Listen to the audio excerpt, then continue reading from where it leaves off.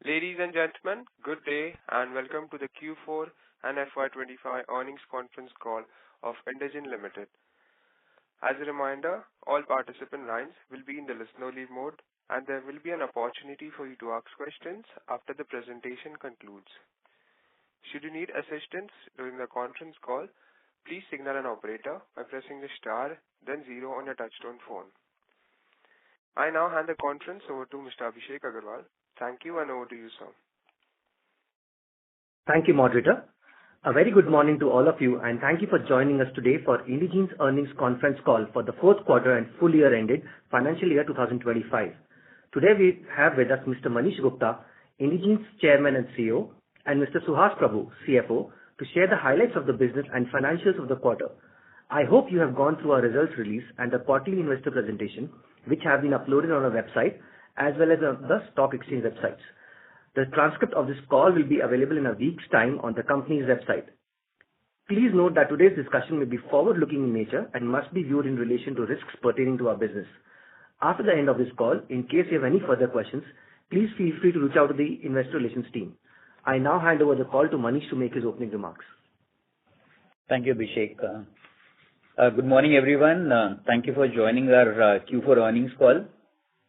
As we approach the end of our first year as a publicly listed company, we listed on 13th May, I want to express my gratitude for your support and interest in Indegene.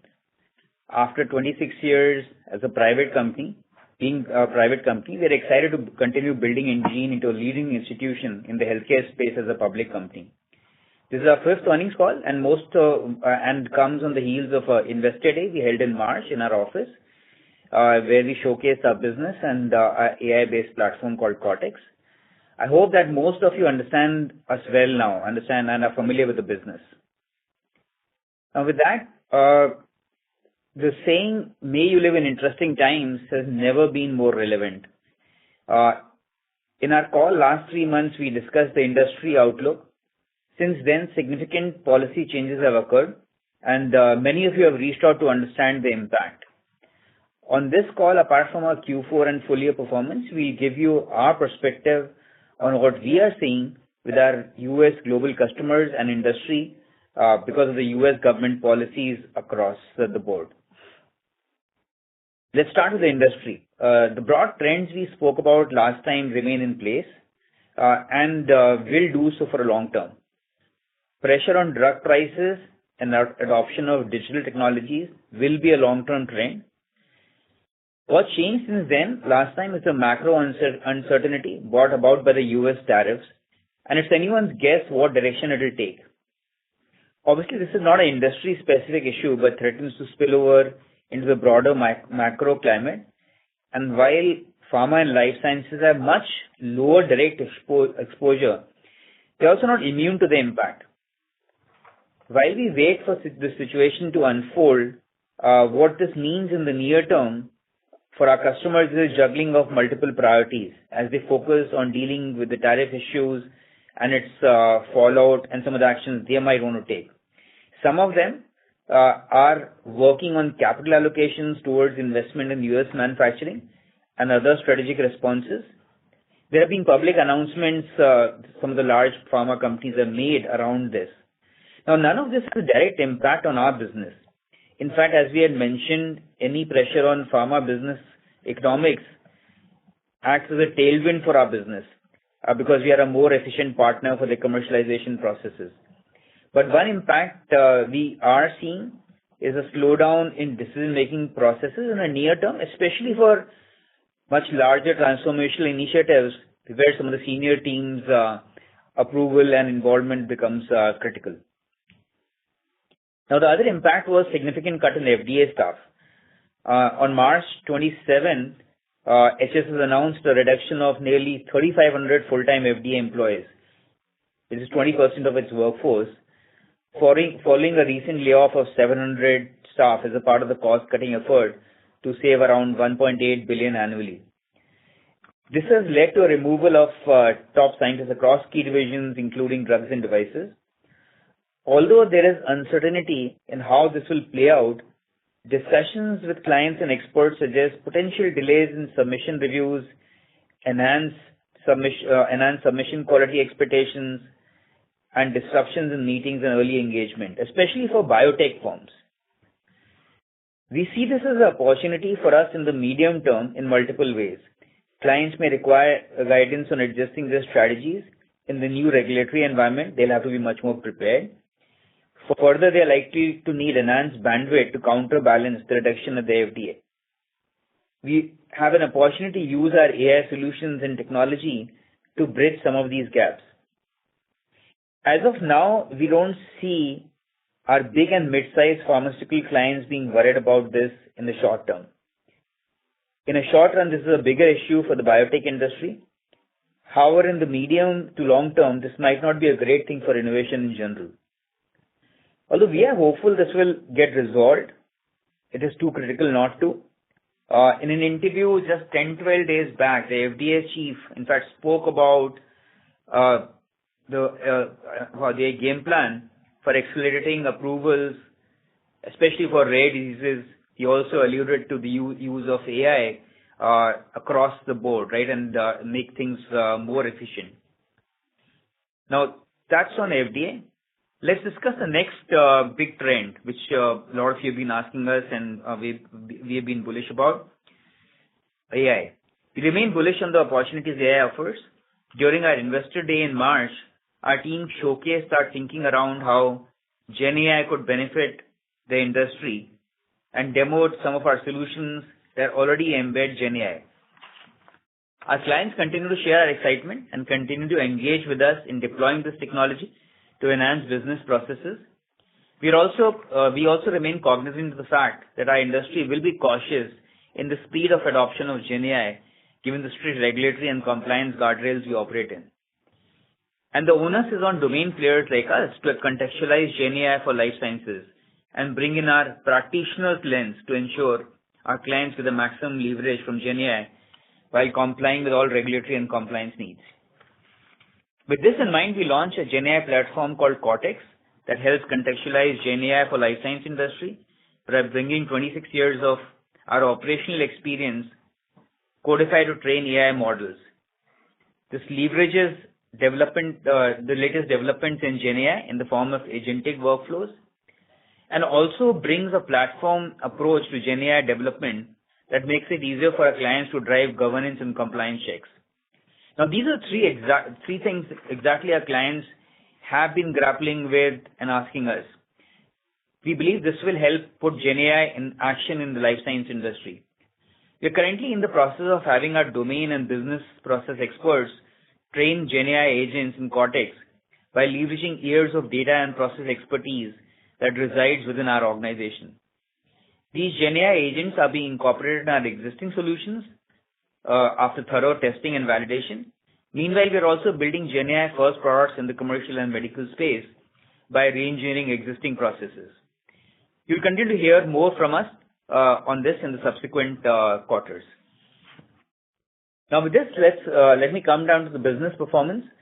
Our Q4 FY25 revenues came in at INR 7556 million, a growth of 4.9 quarter on quarter, driven primarily by higher revenues from the deals won in the last 2 quarters. EBITDA for Q4 came in at INR 1526 million, a growth of 1.7 quarter on quarter. We reported Q4 PAT of INR 1176 million, a growth of 7.2% quarter on quarter. The total number of active clients for us decreased slightly from 75 to 73, mainly due to some one-time revenue project completions. On the other hand, $1 million clients grew from 38 to 41 in Q4.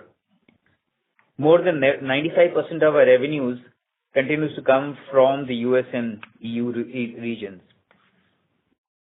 For the full year, revenue came in at INR 28,393, a growth of 9.6% year on year. The growth was driven mainly by customers outside of the top 20. This was a result of growth in existing customers and also new account additions. We grew our active accounts from 63 from last year to 73 this year, and grew our $1 million customers from 35 to 41. Most of these new customers are mid-sized pharma companies, and we continue to find opportunities to deepen our engagement and relationships with them across the board and sell them more solutions. The top 20 customers grew by 2% year-on-year.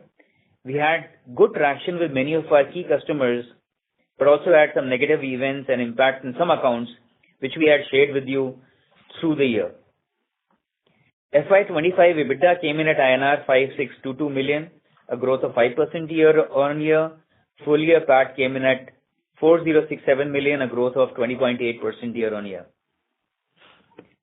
Now with this, if I look at the highlights for FY25, post-Trilogy, we had been able to go to the market. This is an acquisition we made, if you remember, sometime March 24, towards the end of March 24.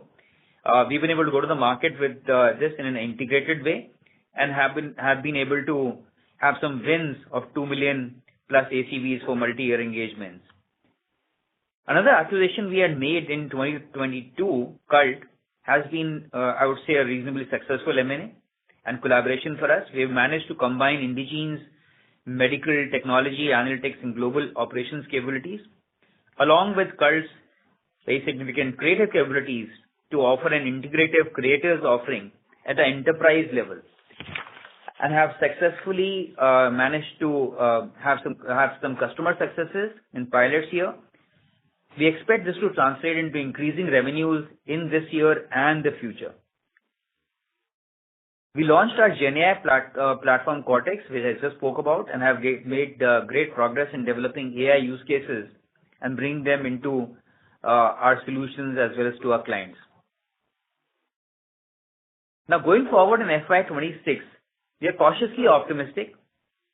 The positives we spoke about last time, while they remain there, are a little tempered by the uncertainty and the whole pattern that we see in the broader macro environment and is emerging.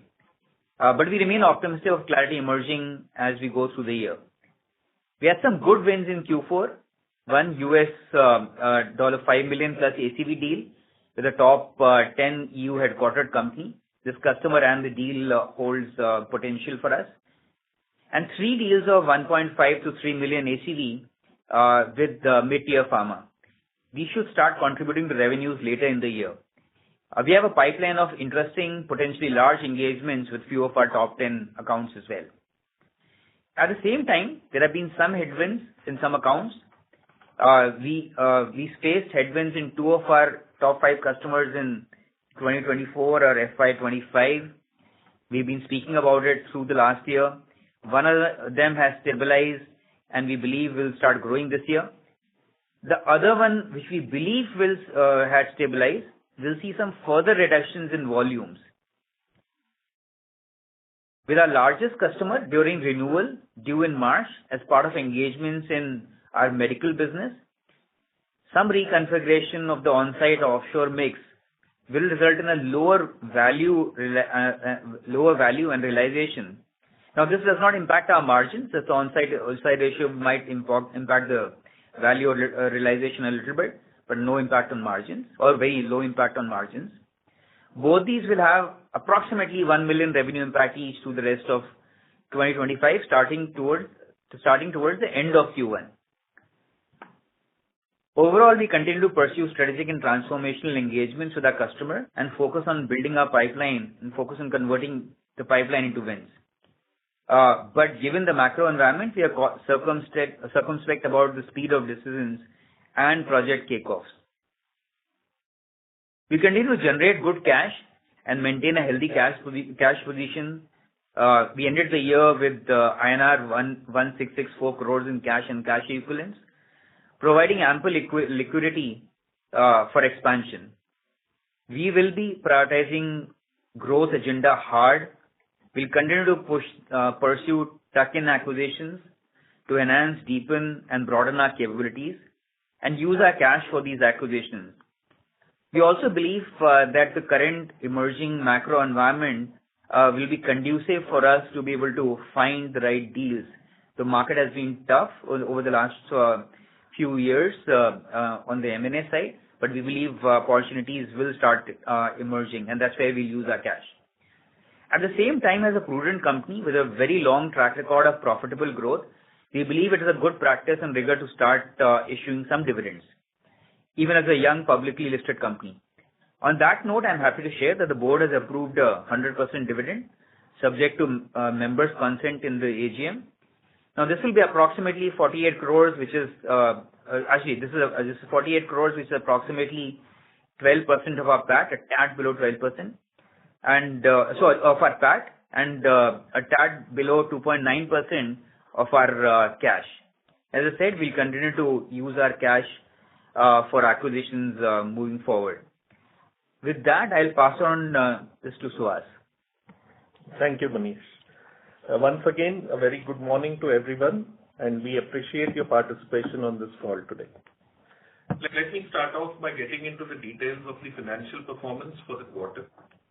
The revenues for the quarter came in at INR 7,556 million, up 12.3% year-on-year and 4.9% sequentially, driven by growth in all the major segments of our business.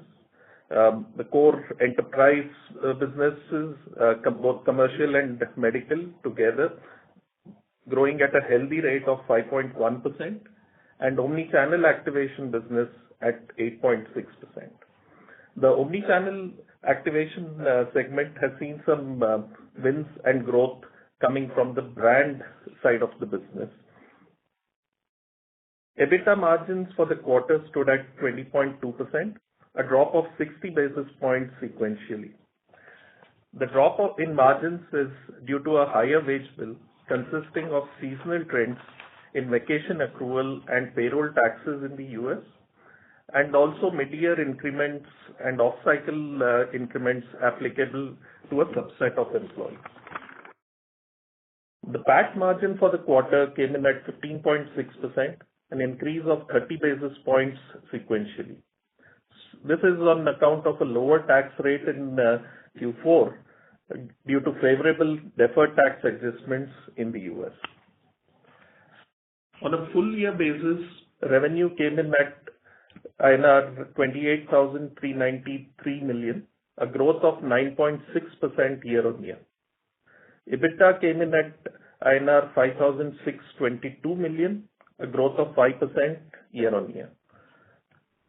EBITDA margin on a full year basis reduced by 90 bps to 19.8%, mainly due to a higher on-site employee mix and certain increases in the non-employee expenses related to technology, both having almost an equal impact on the margin rate drop. PAT came in at INR 4,067 million, a growth of 20.8% year-on-year. PAT margin improved by 130 bps to 14.3%, driven by reduction in finance and interest costs and growth also in the interest income. Our geographical split basis location of origin has seen some changes in Q4. North America revenue share has increased to 71.9% versus 69.3% in Q3, and Europe revenue share is at 24.6% versus 27.9% in Q3. The jump in the North America revenue is due to consolidation at a US headquartered customer with the expansion of the enterprise relationship in the enterprise commercial segment, which started in the European region to now a larger multi-geographical coverage, including US, and this happened during the renewal in January of 2025. Our cash position remains strong, and we continue to actively scout for M&A opportunities. We also concluded a small acquisition towards the end of March 25. We acquired MJL Communications Group, a UK-based digital life sciences agency, on a debt-free, cash-free basis for an amount not exceeding GBP 3.4 million, including earnouts. There is no impact on our Q4 performance due to this acquisition, as the effective date is end of March 2025. This acquisition strengthens our creative presence and capabilities in U.K. and is in line with one of the stated M&A opportunity areas for us. With that, let me take a pause and move on to the questions that either Manish or I can answer for all of you. See, we can open the Q&A. Yes, sir. We will now begin the question and answer session. Anyone who wishes to ask a question may press star and 1 on their touchtone telephone. If you wish to withdraw yourself from the question queue, you may press star and 2. Participants are requested to use handset while asking a question. Ladies and gentlemen, we will wait for a moment while the question queue assembles.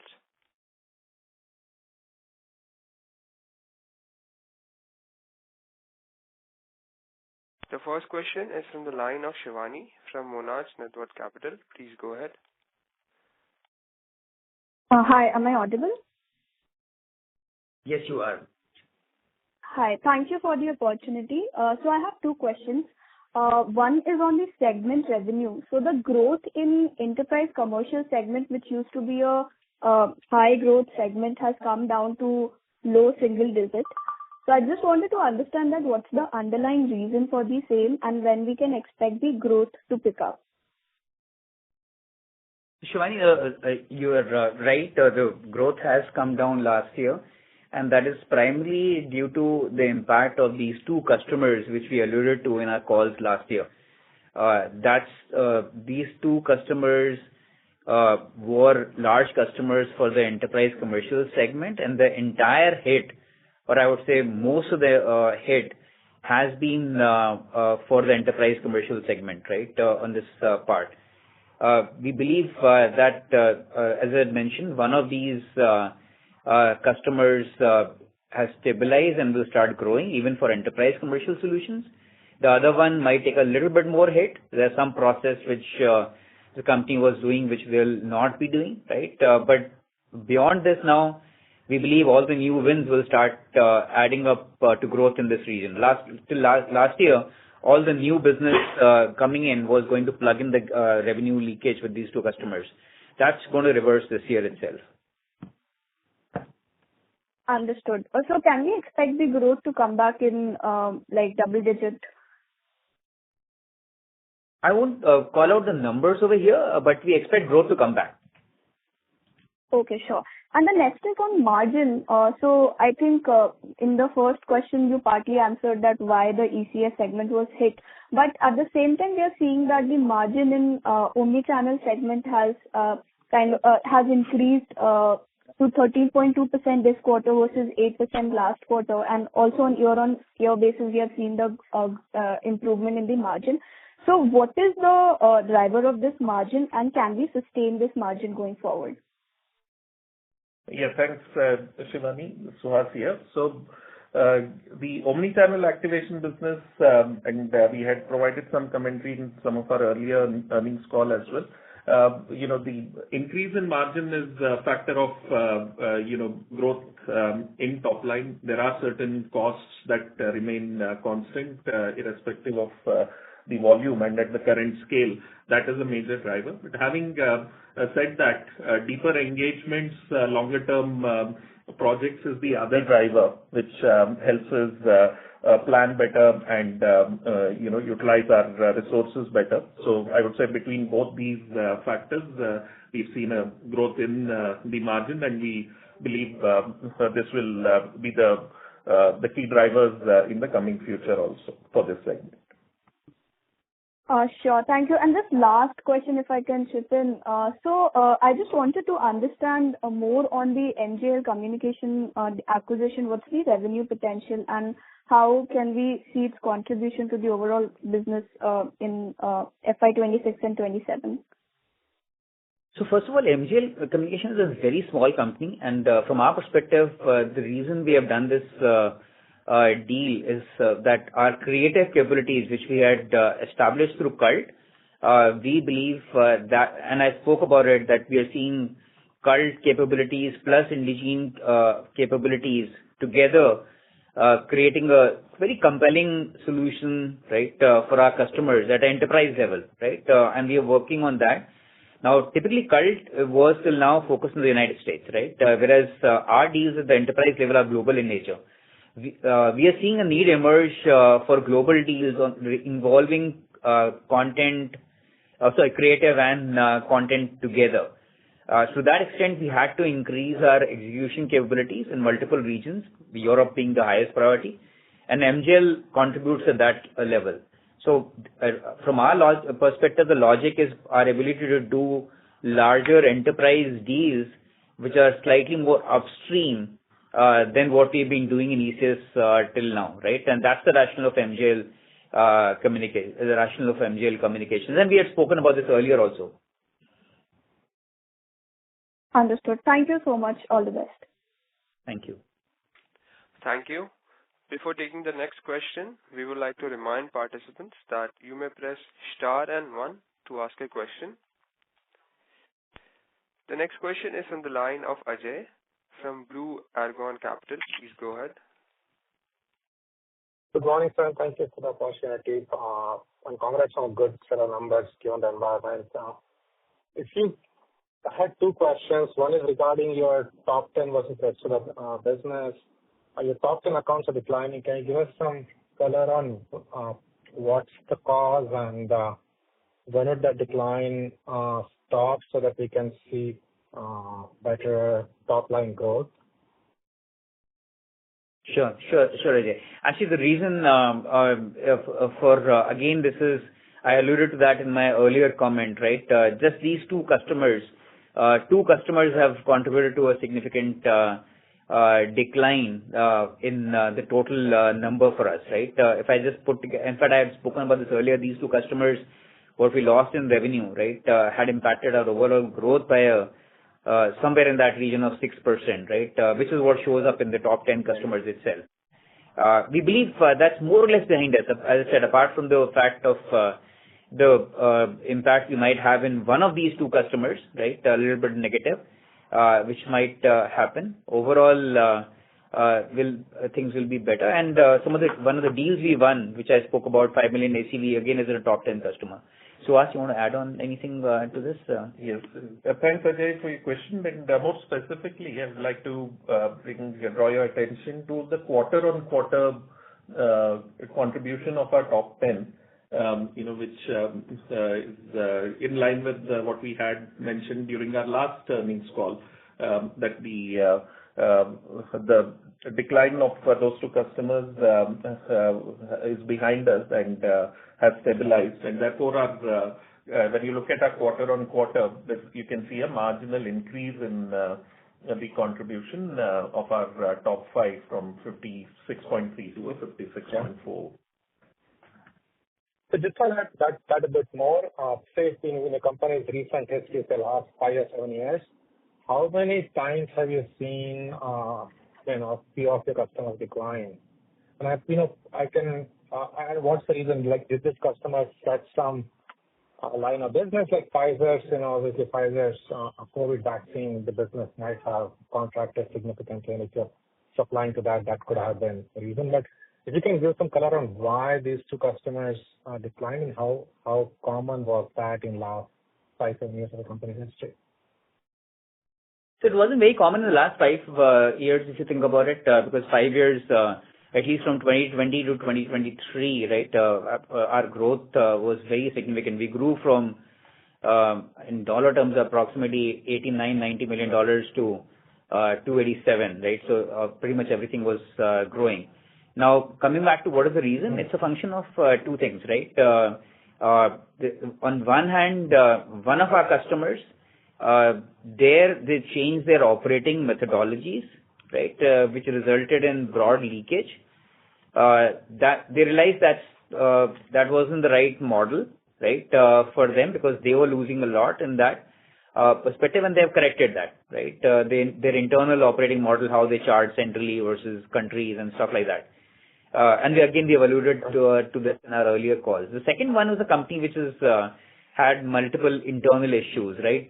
Declining revenues, pressures on margins, some paid products going, which they had major revenues coming from, they falling off the cliff, right? So those things came together. for that customer. Perfect. If I may, one more question. How should we look at your profitability? Line of business the right way, or is your, your customer engagement sort of your SOWs, when you do SOWs, are they sort of for different lines of business, or are they combined when you look at profitability of the whole account or that line of business account versus your lines of business? Yes, Ajay. So my question is, should we look at profitability by large versus small accounts or by your lines of business? If you could talk about that a bit. Yeah. So, Ajay, our profitability for both the large segments, enterprise commercial and enterprise medical, are fairly stable. And there we look at profitability at a customer engagement level, right, and not at a project level. So there will be sometimes projects which may have lower margins and higher margins, but we look at it at a combined engagement level, right? And there would also be periods, especially when we get into a new engagement, when the margins may be lower at the start because you may start with a slightly higher on-site mix and over period ramp that up. But largely stable margins. Now coming to the other two segments, again at a gross margin or a unit economics level, these are not priced very different from the other two segments.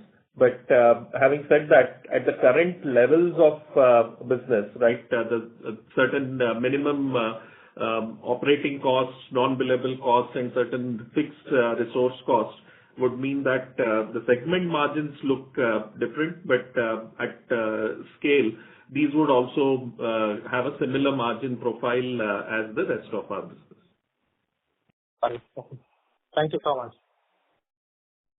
Thanks, sir. Thank you. Participants who wish to ask a question may press star and 1. The next question is from the line of Abhishek Ranawade from Oaklane Capital. Please go ahead. Hello. Yeah, Abhishek, you can hear. Hello. Thank you for taking my question. Actually, I joined this call little late. I have one question about the patent plaintiff pipeline which your clients are having. So, how long the impact of this patent plaintiff will go on, and like what is the first of all, what is the impact of this patent plaintiff, and how long it will go on? So, do you mean patent cliff? Patent plaintiff for the clients, the patents which are like the products which are going off patent for your client, which is reducing their revenue and paying capability. Yes, so by the way, we have spoken about this in the past. If you think about it at the industry level, there is over the next 3 years, there are a bunch of patents which are expiring, but there are also a bunch of new launches that are slated to happen, right? So the expectation is the industry will be overall positive and growing reasonably well, right? That's the broad outlook. Now, as far as this, if you're talking about that one customer where we had an issue, right? This customer is a customer which has gone through significant challenges, right? And has a very strong pipeline at the early stage level, but not such a great one at the late stage level, right? And they've also done M&A and stuff like that. So I would say this customer might be in some bit of a doldrums for some more time, right, over here. But that's just one customer. Overall, at the industry level, I think we are okay right now.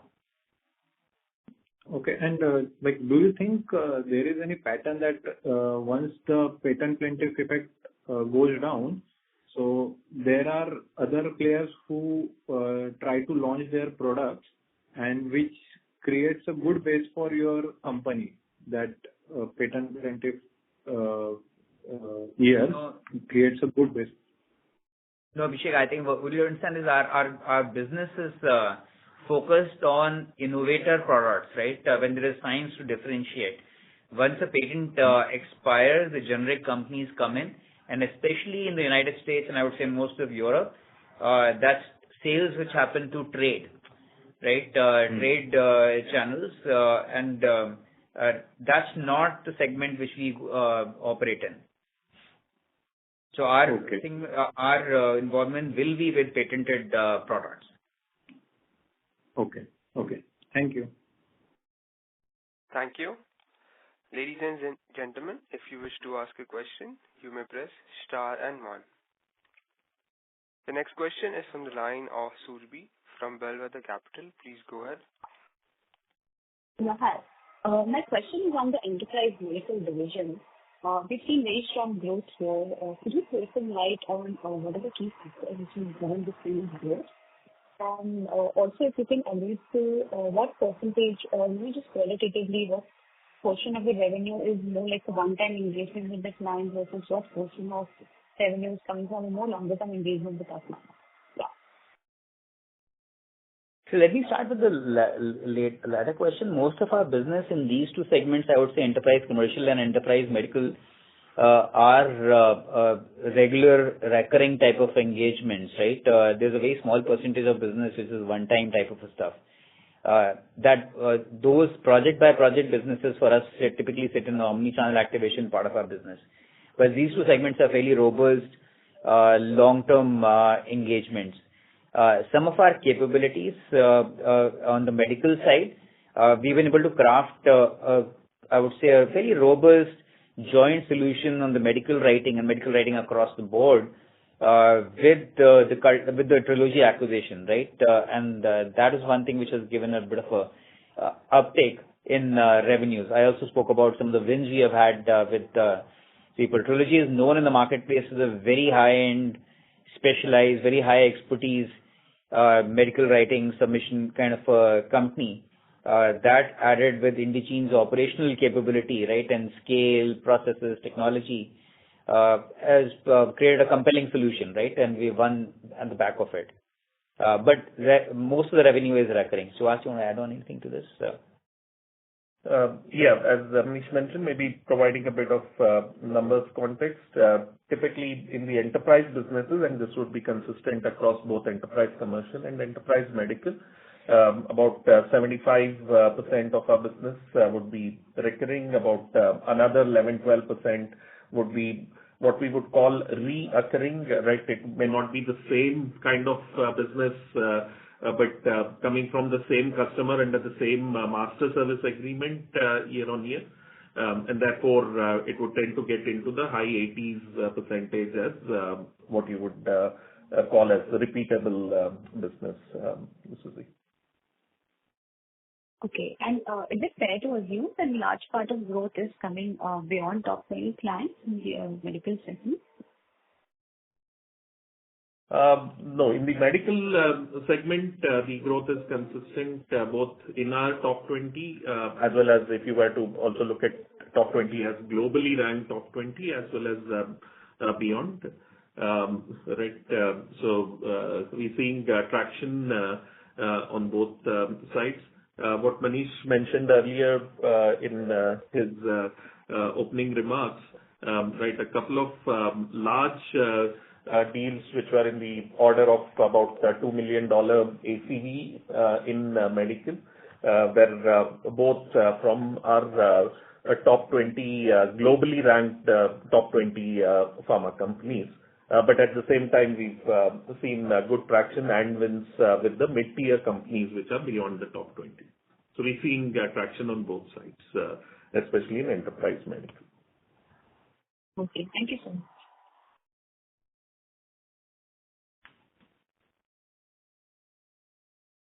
Thank you. The next question is from the line of Satish from Kotak Securities. Please go ahead. Hi, I had a couple of questions. The first one is, you had indicated no possibility of decisions being slowed due to macro impact. And did we see any of that impact in impacting revenues in 4Q and maybe deal wins as well? That's number one. And second is, what's the margin outlook for FY26? I mean, should we expect a margin profile similar to FY25, excluding other income? Sure. So Satish, I can talk about this. There have been some, I would say, reasonable size engagements and very different engagements which we were hoping would have closed, right? They're very active and we're very optimistic about them. But they've taken a bit more time to close, right? So that's one of the reasons why we called this out. And so that's one. I'll pass it on to Suhas for the margin commentary. Yeah, and Satish, more specifically for especially one of these larger deals in the pipeline, we have already started incurring some costs, which has had a very small impact in Q4, right? And may also impact in the near future till the engagement goes live and we start realizing revenue. But having said that, would say that the margin outlook would be fairly stable, even in the coming periods, and we will continue to strive to improve this as as we grow, because we would get more operating leverage, which should add to the margins. But nothing which we see from a customer pricing or impacting our margins materially as we speak today.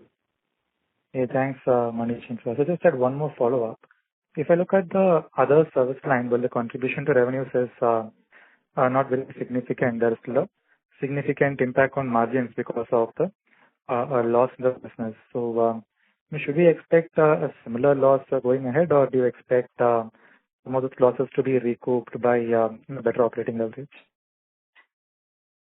Yeah. In the other segment, as you rightly pointed out, Satish, higher volumes would result in better margins, given that, as I said, the gross margin profile, pricing, and unit economics there is not too different from the rest of the business at Indegene. But however, we, during our annual exercise, planning exercise, do look at opportunities to,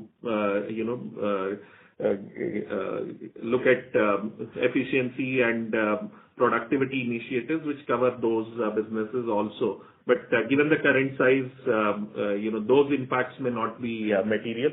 It would largely come out of volume growth and revenue growth in the others business segment, which would impact the gross margins and therefore margins at a consolidated level also. Got it, sir. Thanks a lot for the response. Thanks, Satish. The next question is from the line of Neha Agarwal from Sage One. Please go ahead. Thank you so much. I just had one question pertaining to our new GenAI and LLM-based solutions, which we have been developing and which we introduced over the. So, is there any initial reaction from clients with respect to those? Any specific new business opportunity that we got on account of it? So, it's still early is for that. Yeah, we have, I would say, a very positive reaction from our clients, and we have multiple conversations going on with our customers right now, right? Where these opportunities range all the way from building agents for them to using this as a broader platform for them to outsource some of their work, right? In different areas as well, right? So it's a broad range of conversations, slightly strategic conversations. That's where we are, right? But apart from the pilots and stuff which I spoke about, I won't say that there are any big closures on behind this right now. So, can we market them in a way that, will this be largely a part of BAU, or we expect any material recognizable impact from such solutions in future? So I would say that we are not going to, unlike other companies, try to break this up, because one of our propositions from very early on has been that we bring technology as a big differentiator to deliver superior outcomes, right? Our offering and our value proposition to clients is not FTEs or bodies. It's been always business outcomes, right? On how we think, and technology has been a key driver for that. And AI has been, for a very long period of time, right, a driver for that. All we are saying is that given that we've been doing this for you for a long period of time, and GenAI has come in, right, so we are the best partners for GenAI also because of XYZ reasons, right? Now what GenAI does is enables us to do 4 more things. If I'm doing XYZ things for you, now because of GenAI, I can also do A, B, C, right, and add stuff to that. So to that extent, breaking it up separately we believe is not a great idea. Sure. Just one follow-up on the same thing. So in that scenario, I understand there could be a long gestation period for such deals, and ideally an impact of such development could take, of course, to a year or so to start coming in. By when do you think we can expect, some meaningful incremental contribution in terms of maybe expansion in single client contribution itself? Single client wallet size increasing from a couple of million to maybe north of $10 million and above. So that kind of an impact because of these developments. Is there a timeline for that we have in mind, or where we think that impact should come? So your question was more about GenAI impact? Impact of basically the new solutions that we have been developing and working on the overall single client wallet size or contribution to our revenue. Yeah. Neha, I would say it's a little too early to call that out, because this is also a significant change management for our customers. But having said that, as Manish mentioned, the way we engage with our customers is bringing technology contextualized to the industry combined with the expertise. And therefore, some of the use cases, while we showcase to our customers for expansion or newer customer acquisition, would also get embedded into our existing engagements.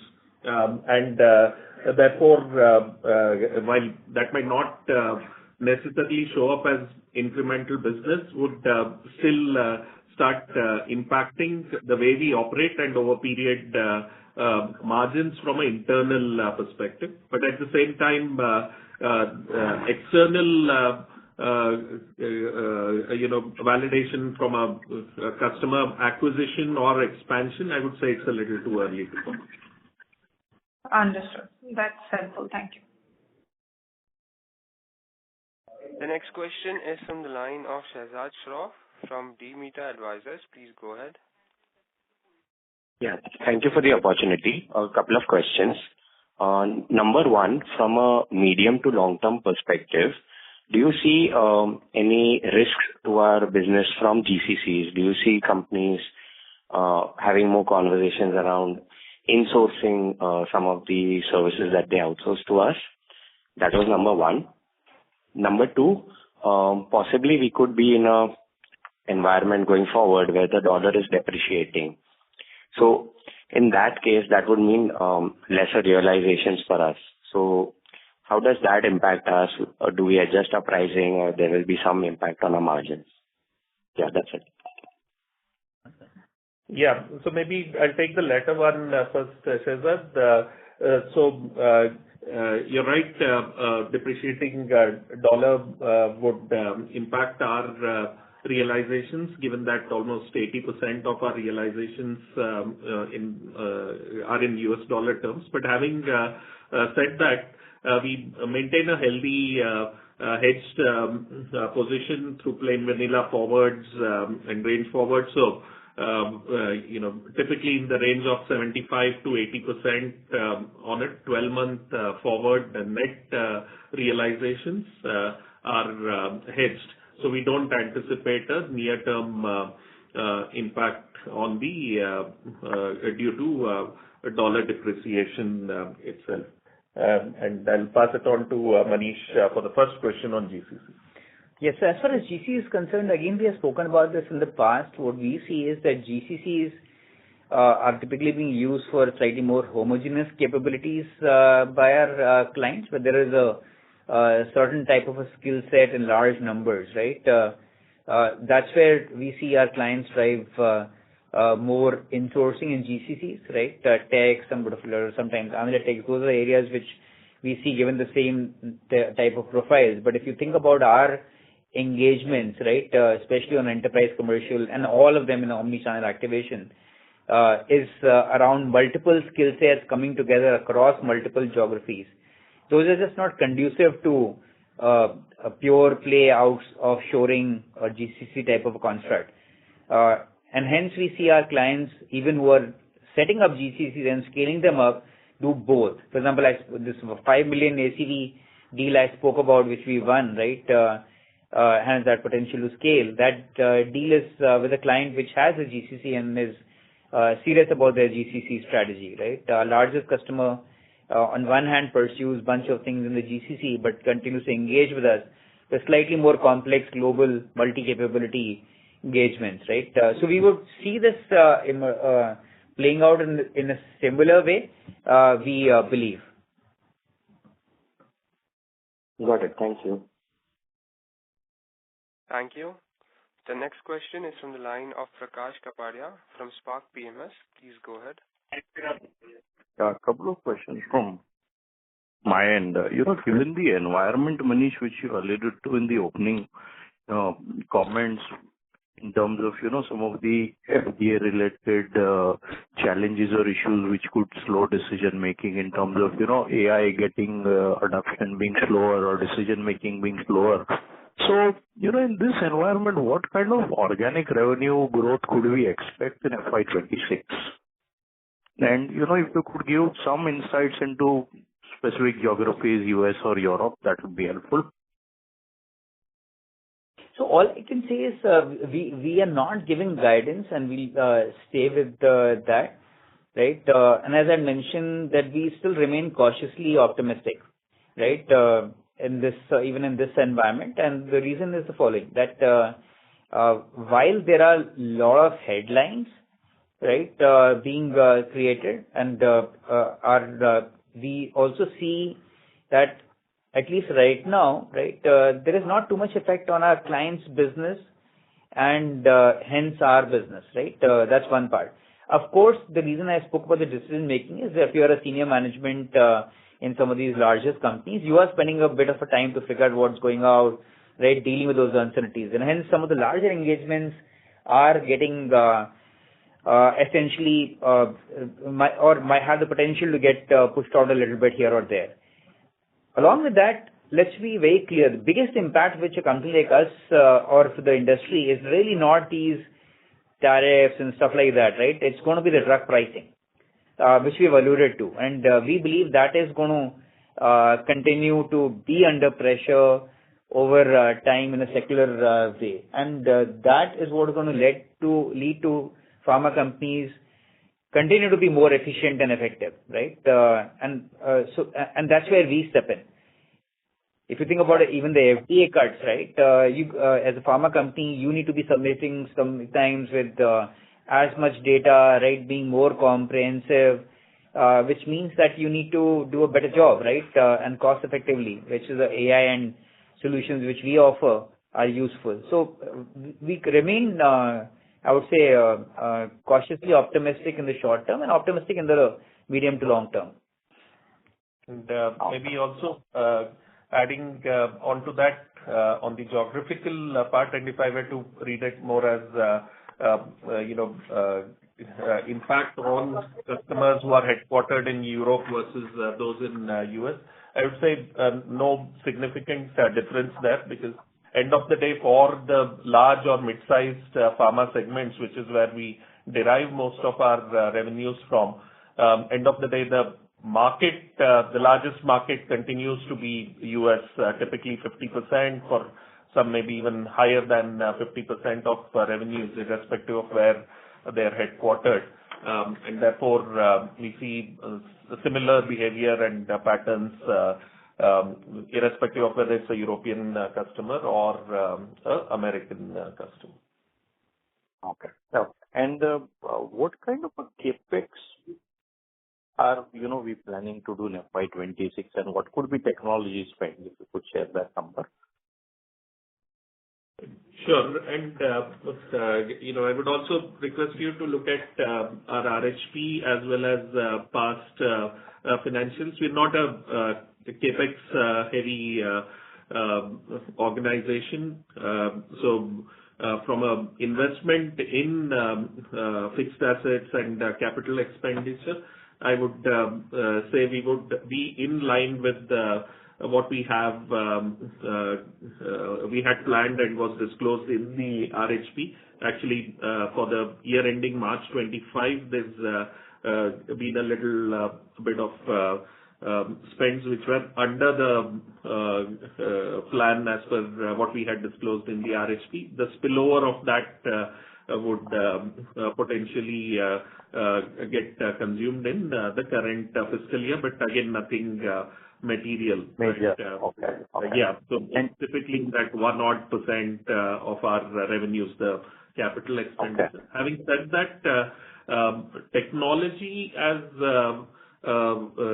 investment in terms of our workforce that works on our internal IP development, what we call the office of the CTO. Right, you can call this our R&D team because these are not billable resources. That continues to be a focus area for us, and that continues to be one of the reasons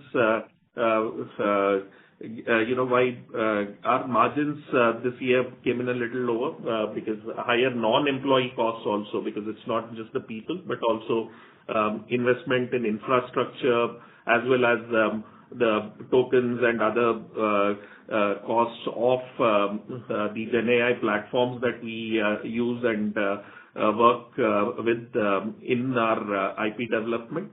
That would continue to remain, but consistently over the past 4 or 5 years, that has been in the vicinity of 2% of our revenue, would be in that 1.7, 1.8% going towards 2%, but would not be materially different from our plan going forward. Sure. Thank you. Thank you. The next question is from the line of Rohan Vora from Envision Capital. Please go ahead. Hello. Am I audible? Yes. Yeah. Thank you for the opportunity. So, 2 questions here. So, first was, after a couple of quarters, we've seen a number of employees go up, especially on the delivery side. In addition to this, what we are constantly also seeing is that the specialized employees with the domain expertise that we have, that percentage is going up. So, strategically, how does one read this? This was first question. And the second question was, this year, the clients that are beyond 10 and then beyond 20, those have contributed largely to the growth that we've had. And you also alluded that some of the large deals are taking time. So if this were to continue for this year as well, so what would be the impact of margins, given that the tail is contributing to the larger growth? So these are the 2 questions. Thank you. The margin profile is not too different between these customers. So I don't think that's going to be an impact. And we also believe some of the large deals we are talking about, it's not that they're getting pushed out by years, right? It's a matter of months and quarters as a max, right? So that we're not too worried about, at least right now. With that, I'll pass it on to you, Suhas, for any employee. Yes. On the employee count, directionally, as we grow, our people count would tend to grow, but there would be an offset because technology does play an impact in our operations on a continual basis, and it would not necessarily be pro rata. The employee addition would not necessarily be pro rata to the incremental revenue on an ongoing basis. This year, as I also mentioned during my opening remarks, we have also onboarded people for potentially large deal with one of our top 10 customers, but we're still awaiting the closure of that pipeline. The other query that you had was on the domain specialized people. Domain specialization is required across all segments of our business. But there would be a marginally higher impact if the enterprise medical segment grows at a pace faster than the rest of the business, which has been the case in the fiscal year gone by, FY25. We have seen a marginally higher growth on the domain enterprise-led employee base. But having said that, around that 21 to 24% would continue to be the domain layer, given that it would be slightly varied between the various business segments. Sure. Thank you. Thank you. Ladies and gentlemen, that was the last question for today's conference call. I would now like to hand the conference over to the management for closing comments. Thank you, everyone, for your participation and continued interest at Indegene. We also thank you for your participation in March, where you came in to our offices in Bangalore and participated in the Investor Day. We look forward to your participation in such engagements as well as the next earnings call. Thanks, and have a good day. Thank you. Thank you. On behalf of Indegene Limited, that concludes this conference. Thank you for joining us, and you may now disconnect your lines. Thank you.